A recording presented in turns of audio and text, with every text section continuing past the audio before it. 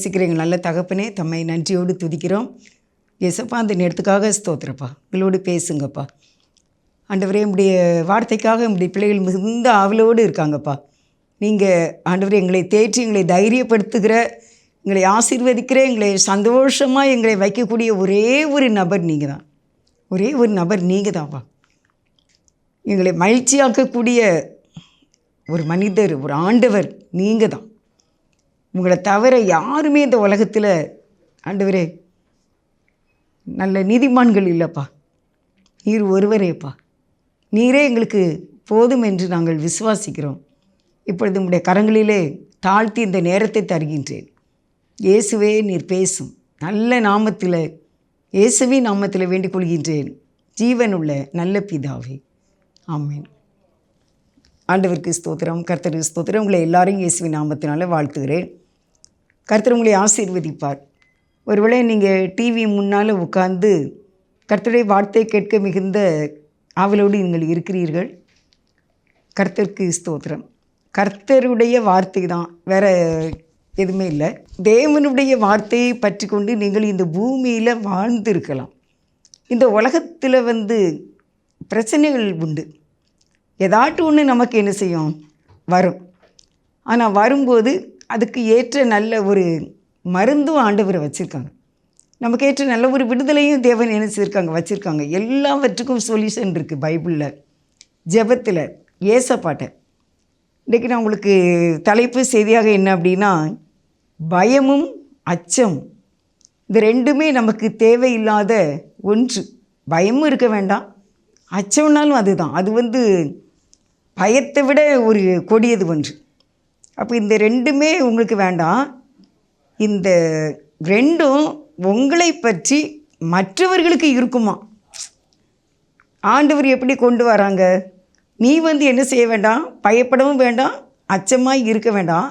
ஆனால் ஆண்டவருடைய பிள்ளைகளாகிய உங்களை பற்றி மற்ற காரியங்களுக்கு, மற்றவர்களுக்கு பயமும் அச்சமும் இருக்கும் என்று பார்க்க போயிட்டோம். இந்த வார்த்தை உங்களுக்கு நான் சொல்லுகின்றேன். ஆதியாகமம் 9வது அதிகாரம் 1வது வசனத்தில், பின்பு தேவன் நோவாவையும் அவன் குமாரரையும் ஆசீர்வதித்து, நீங்கள் பலுகி பெருகி பூமியை நிரப்புங்கள். 2வது வசனம், உங்களை பற்றிய பயமும் அச்சமும் பூமியில் உள்ள சகல மிருகங்களுக்கும் ஆகாயத்தில் உள்ள சகல பறவைகளுக்கும் உண்டாகியிருக்கும்.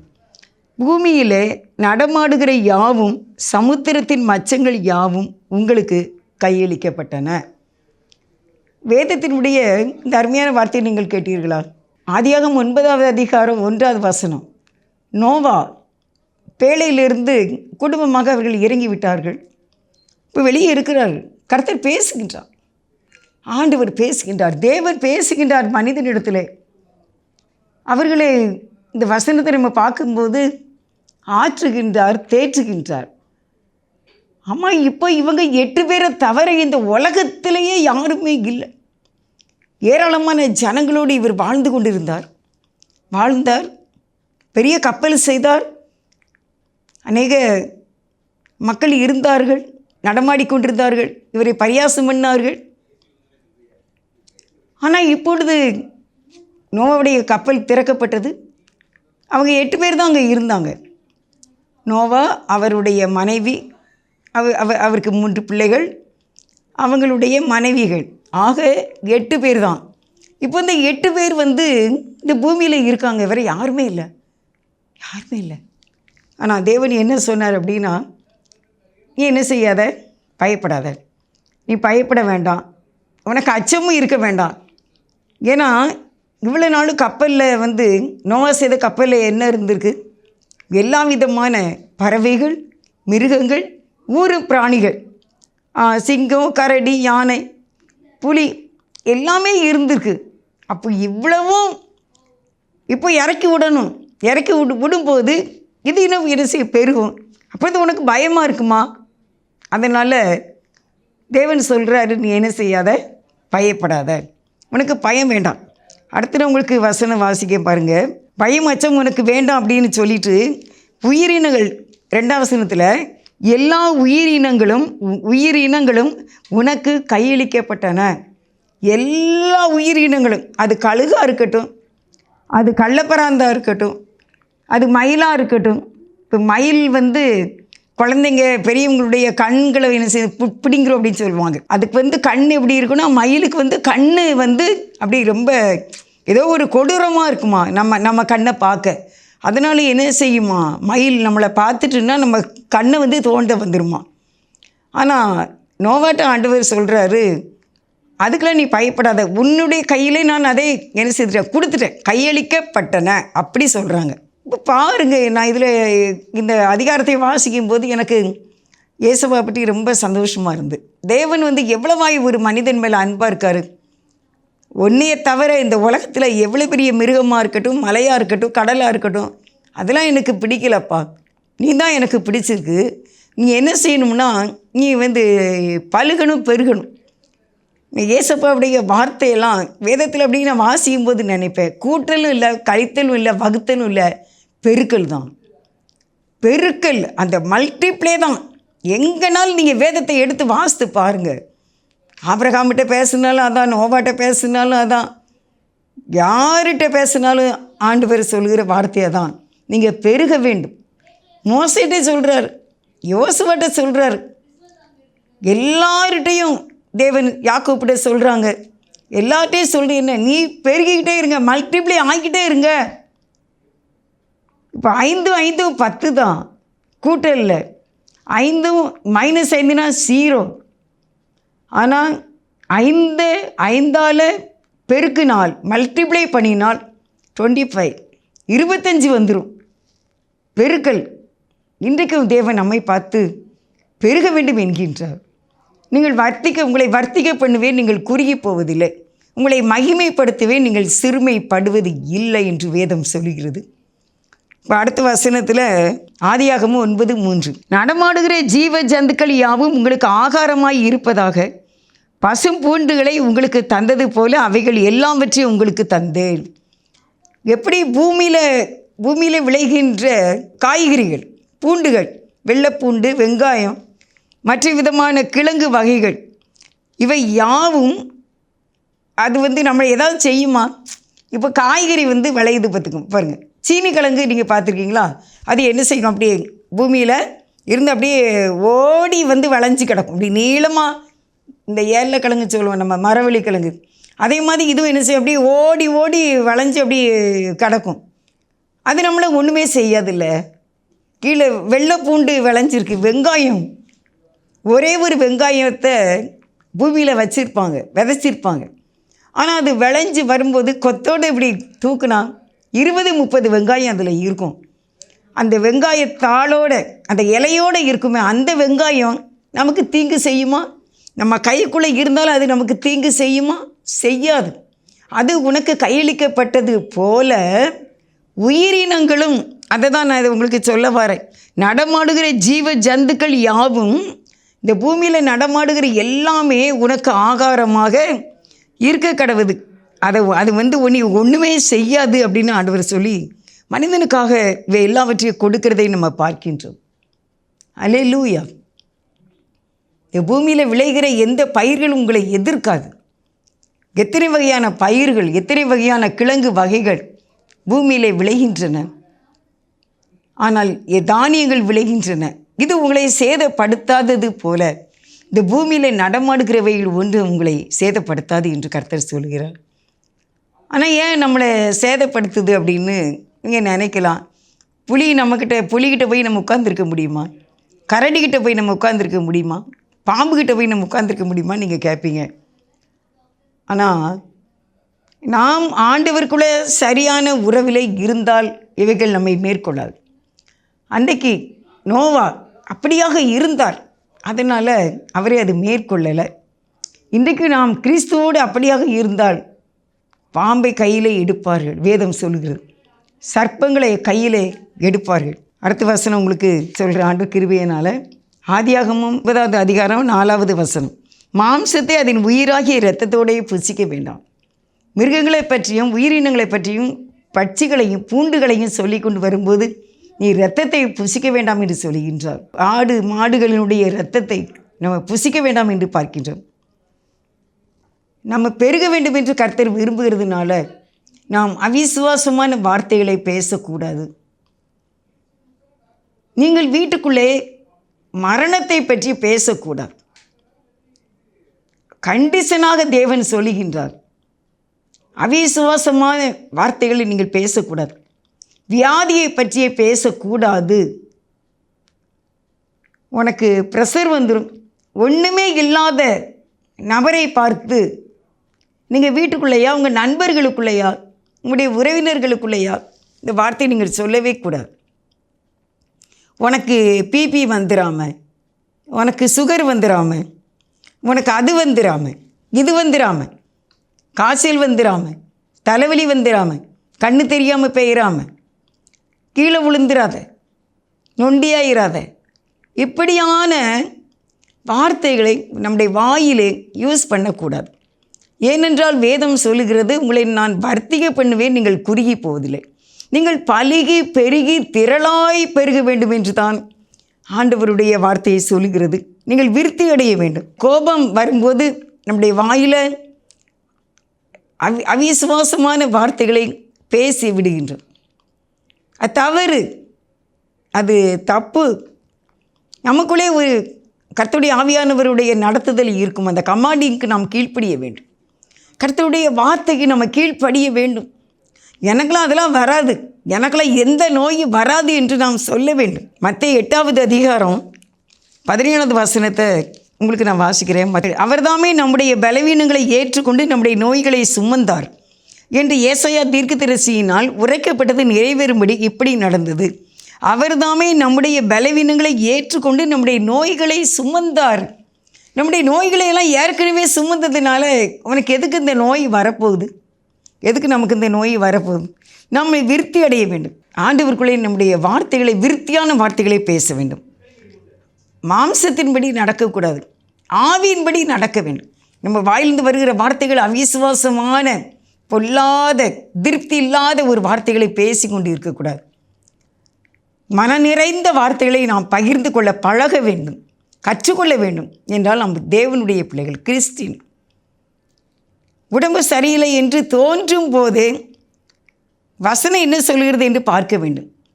ஏசாயா 53வது அதிகாரம் 5வது வசனம் என்ன சொல்லுது அப்படின்னா, இயேசுவின் தழும்புகளால் சுகமானேன். எனக்கு உடம்பு சரியில்லைங்கிற மாதிரி எண்ணம் வரும்போதே நான் சுகமாக இருக்கின்றேன் என்று சொல்ல வேண்டும்.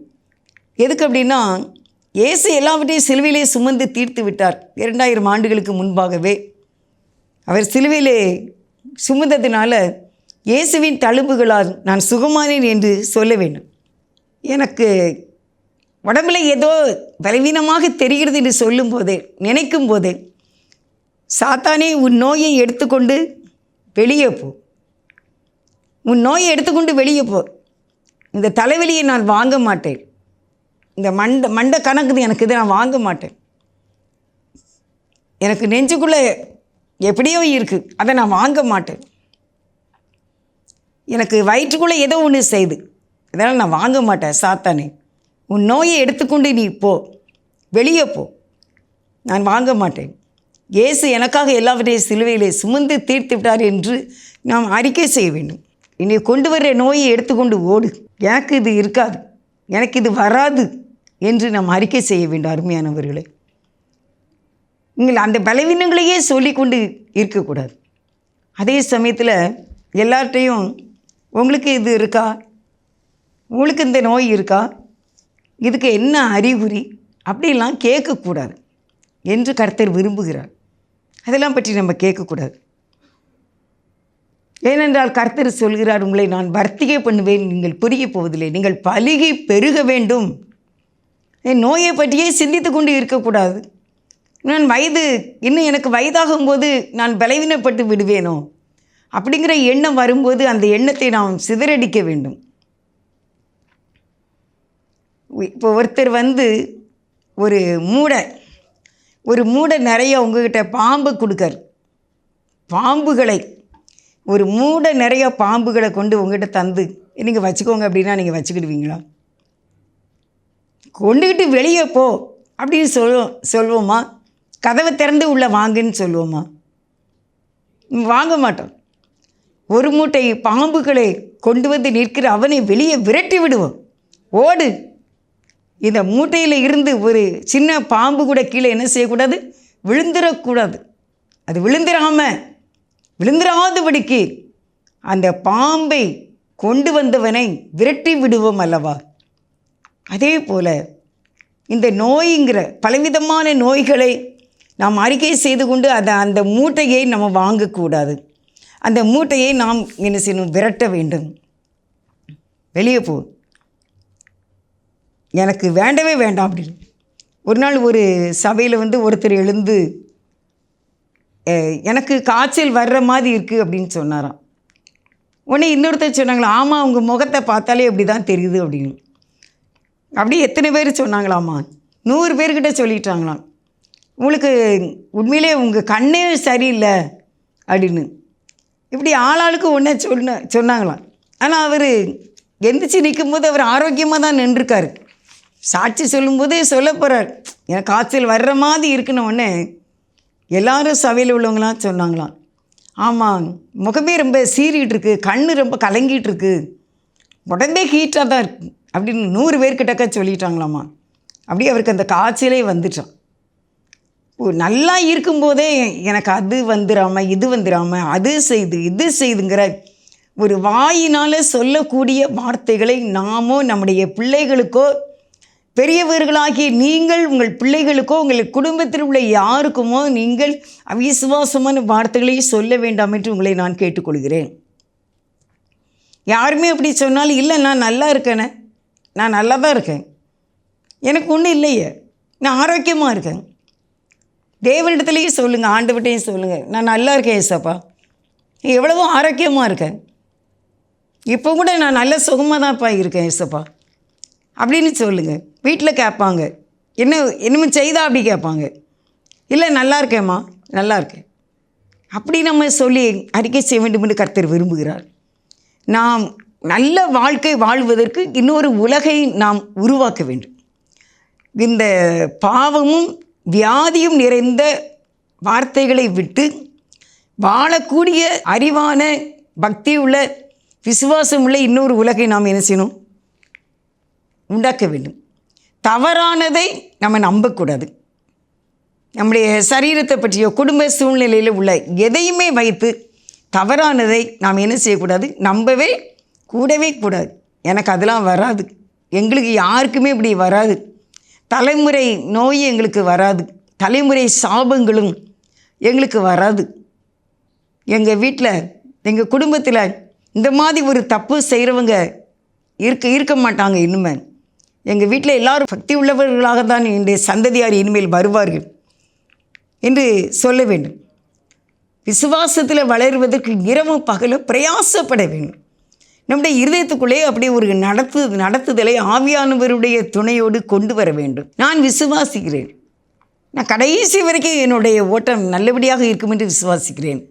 என் பிள்ளைகளை தேவன் ஆசீர்வதிப்பார், அவர்கள் சுகத்தோடு பலத்தோடு தீர்க்க ஆயுசோடு என் குடும்பத்தின் மக்கள் ஒவ்வொருவரும் இருப்பார்கள் என்று நான் விசுவாசிக்கிறேன் என்று அதை நாம் இரவு பகல தேவ சமூகத்திலே அறிக்கை செய்து பிரயாசப்பட்டு அந்த வார்த்தைகளை சொல்லும்போது தேவன் அதை உறுதி செய்வார்.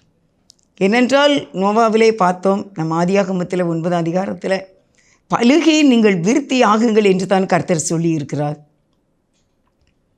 எந்த பலவீனத்தையும் அறிக்கை செய்யாதீங்க, ஒன்றும் செய்யாது. பிள்ளைகள் சொல்லுவாங்க, எனக்கு அப்படி செய்கிற மாதிரி இருக்கு, இப்படி செய்கிற மாதிரி, அதெல்லாம் ஒன்றும் செய்யாது, ஒன்றுமே செய்யாது, சுகமாயிரும். நமக்கு இது கிடையாது. இயேசு சிலுவையிலே சுமந்து தீர்த்தார். வாக்குத்தத்தத்தை அறிக்கை செய்ய வேண்டும், அதை ஒழுங்காக பேச பழக வேண்டும். கர்த்தர் எனக்கு இப்படிலாம் வார்த்தை கொடுத்துருக்காரு, உனக்கு சமாதானம், அவரே உனக்கு ஜீவனும் அவரே உனக்கு தீர்க்க ஆயுசுமானவர் என்று வேதம் சொல்லும்போது ஏன் சாபமான மரணத்தை பற்றிய வார்த்தைகளை வீட்டிலே பேசுகிறீர்கள்? அப்படிலாம் பேசக்கூடாதாமா. வசனம் சொல்லுகிறது, உன்னுடைய வாயின் வார்த்தைகள் ஆசீர்வாதமானதாய் இருப்பதாக, ஜீவனுக்கு ஏதுவானதாய் இருப்பதாக. உனக்கு சமாதானம் என்று சொல்லுங்கள், உனக்கு தீர்க்காயசு என்று சொல்லுங்கள். எனக்கு சமாதானம், எனக்கு சமாதானம், என் பிள்ளைகளுக்கு சமாதானம், என் குடும்பத்துக்கு சமாதானம், எங்கள் எல்லாருக்கும் சமாதானம், எங்களுக்கு எல்லாருக்கும் மகிழ்ச்சி தான். நாங்கள் எல்லாருமே எப்பொழுதும் சந்தோஷமாக இருப்போம். எங்கள் வீட்டில் சண்டையே கிடையாது. நாங்கள் ஆறுதலாக இருக்கோம். நாங்கள் கர்த்தரை பாடி துதிக்கிறவங்க. நாங்கள் நேரத்துக்கு நேரம் எங்கள் வீட்டில் எல்லாமே ஒழுங்காக நடக்கும் என்று சொல்ல வேண்டும். அருமையானவர்களே, அறிக்கை செய்து பிரயாசப்பட வேண்டும்.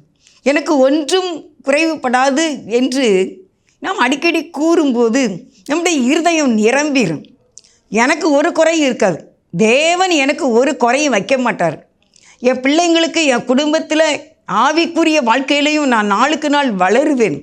நான் விசுவாசத்திலே நான் வீரனாய் இருப்பேன். தேவனை நம்புவதிலே நான் கடைசி வரைக்கும், என் இறுதி மூச்சு வரைக்கும் நான் நம்பிக்கையாக தான் இருப்பேன். ஒரு செகண்ட் கூட என் தேவனை நான் விட்டு பிரிய மாட்டேன், விலக மாட்டேன். இந்த வேதத்தை விட்டு நான் பிரியவே மாட்டேன். இந்த என்னுடைய ஆலயத்தை விட்டு நான் பிரியவே மாட்டேன். நான் சண்டே சர்வீஸ்க்கு நான் போயே தீருவேன். என் ஆலயத்தை நான் விட மாட்டேன், என் ஆலயத்தை நான் விட்டு கொடுக்க மாட்டேன். என்னுடைய வேதம் நான் படித்து அது கந்தலானாலும் என் வேதத்தை நான் விடமாட்டேன். என் ஜெப வாழ்க்கை, நான் எந்த இடத்துல இருந்து என் வீட்டுக்குள்ளே, என் ஆலயத்தில் நான் போய் ஜெபம் செய்கிறேனோ அந்த நேரங்களை நான் விட்டு கொடுக்க மாட்டேன், அந்த நேரங்களை நான் விட மாட்டேன். நான் தேவனுக்காக செய்கிற ஊழியங்களை நான் சோம்பேறியாக இல்லாதபடிக்கு நான் செய்வேன். எனக்கு ஒரு குறையும் வராது என்று அருமையானவர்களை நாம் அறிக்கை செய்து ஒழுங்குபடுத்த வேண்டும் என்று கர்த்தர் விரும்புகிறார். ஹல்லேலூயா, ஹல்லேலூயா. நீங்கள் ஆண்டவருடைய கிருபையினால் இந்த வார்த்தையை கேட்டு அப்படியே செய்வீர்கள் என்று நான் விசுவாசிக்கிறேன், நம்புகிறேன். ஏறக்குறைய ஒரு வாரமாக இந்த கர்த்தருடைய இந்த வார்த்தைகளை தேடி எடுக்க வேண்டும், இதற்காக ஜெபிக்க வேண்டும். 1.5 மணி நேரம் ஆண்டவரே நீங்கள் பேசுங்கப்பா, எனக்கு முடியலப்பா, தெரியலப்பா, பரலோக ராஜ்யத்திலிருந்து கொடுங்கப்பா, ஆவியானவரே சொல்லித்தாங்கப்பா, நீங்கள் தான்ப்பா, அப்படியே சொல்லி ஒரு வாரம் இந்த வார்த்தைகளுக்காக தேவ சமூகத்தில் காத்திருக்க வேண்டும். ஆட்டோவில் ஏறும் வரைக்கும் பைபிள் படிக்கணும், பேனாவும் கையுமா இருக்கணும்.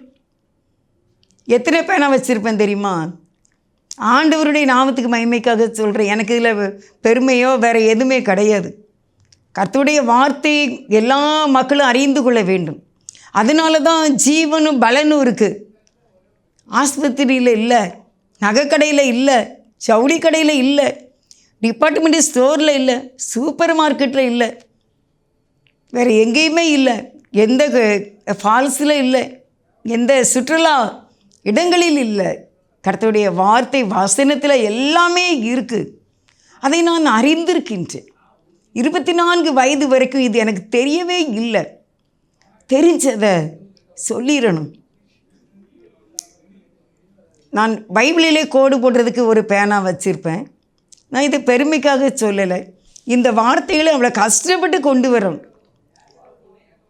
நான் டைரியில் எழுதுறதுக்கு ஒரு டார்க்கான ஒரு ப்ளூ கலர் இங்கு பேனா வச்சுருப்பேன். முக்கியமான வசனங்களை அண்டர்லைன் பண்ண ரெட் கலர் பேனா ஒன்று, அதுவும் நல்லா ஜெல்லு மாதிரி உள்ள பேனா வச்சுருப்பேன். இப்படி வச்சுருப்பேன். 3-4 பேனா இருக்கும், ஒரு பைபிள் இருக்கும், ஒரு பாட்டு புஸ்தகம் பக்கத்தில் இருக்கும், டைரி இருக்கும். இதுக்குள்ளே அடையாளம் வைக்கிறதுக்கு பேப்பர் வேணும். நாற்காலியில் உட்காந்து இவ்வளவு செய்யணும். யாரும் இல்லாத நேரம் இந்த கர்த்தருடைய வார்த்தையை எடுத்து கொடுக்கணும். இவ்வளோ பிரயாசப்பட்டு இந்த வார்த்தைகளை கொண்டு வந்திருக்கின்றேன். பரிசுத்த ஆவியானவர் தான். நானும் சொல்கிறதுக்கு ஒன்றும் இல்லை.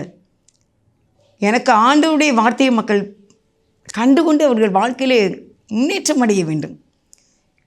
ஆண்டவருடைய கிருபையினால் நானும் இப்படி வார்த்தைகளையும் உபதேசங்களையும் கன்வென்ஷன் கூட்டங்களையும் ஆவிக்குரிய புத்தகங்களையும் செய்திகளையும் கேட்டு அப்படியே பலன் அடைந்து முன்னேறி வருவதற்கு, இந்த நித்திய ஜீவனையை தருவேன் என்று கர்த்தர் சொல்லுவதற்கு கிருபை செய்திருக்கிறார். நீங்களும் அப்படியாக பலப்படுங்கள், பயப்படாதீங்க, அச்சமாக இருக்காதீங்க. கர்த்தர் பார்த்துக்கிடுவார், நமக்காக எல்லாவற்றையும் செய்வார். இந்த கர்த்தருடைய வசனம் இந்த உலகம் முழுவதும் இருந்தாலும் நீங்கள் என்ன சொல்லணும்னு தெரியுமா? எனக்காக எழுதப்பட்டது. இந்த வேத வசனம் எனக்காக எழுதப்பட்டது. ஃபியர் நாட், பயப்படாத, எனக்காக எழுதப்பட்டது. இந்த பூமியில் நீ 100 வயசு வரைக்கும் நீங்கள் வாழுங்க, நான் 100 வயசு வரைக்கும் வாழ்கிறேன். இந்த 100 வயசு வரைக்கும் ஆண்டவருடைய வார்த்தை என்ன சொல்லுது அப்படின்னா, ஃபியர் நாட், பயப்படாத, என்ன வந்துடும், நான் திகையாதே. எப்படி சொல்கிறாங்க பாருங்க ஆண்டவர். ஏன் திகைக்கிற? எதுக்கு உனக்கு அச்சம் வருது? எதுக்கு நீ பயப்படுற? வேண்டாம், அதெல்லாம் வேண்டாம், அதெல்லாம் நீ வாங்காத.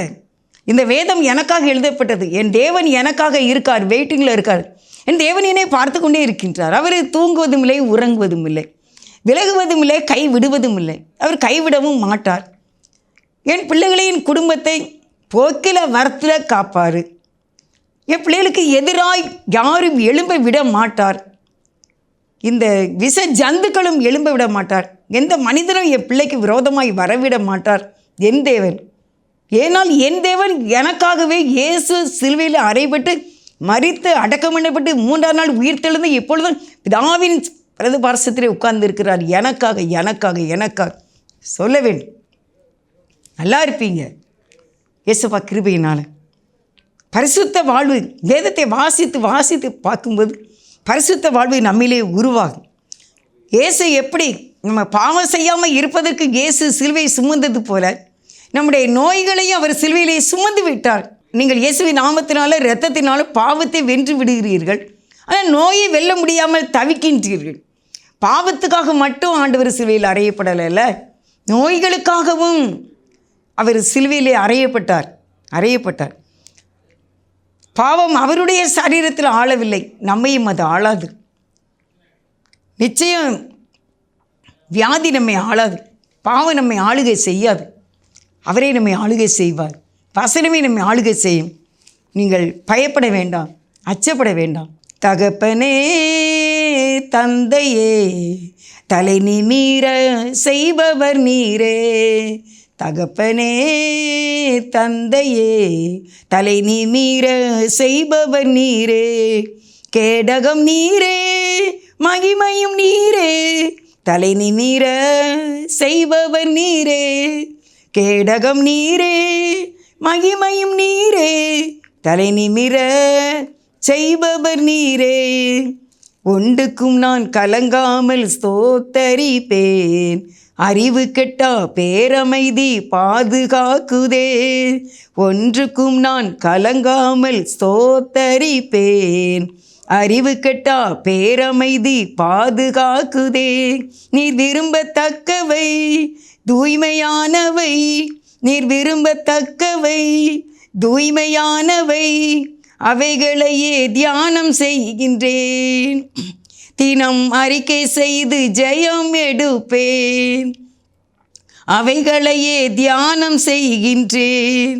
தினம் அறிக்கை செய்து ஜெயம் எடுப்பேன். கேடகம் நீரே, மகிமையும் நீரே, தலை நிமிர செய்பவர் நீரே. கேடகம் நீரே, மகிமையும் நீரே, தலை நிமிர செய்பவர் நீரே. ஆமென். இயேசுவின் நாமத்தில் ஆமென். God bless you.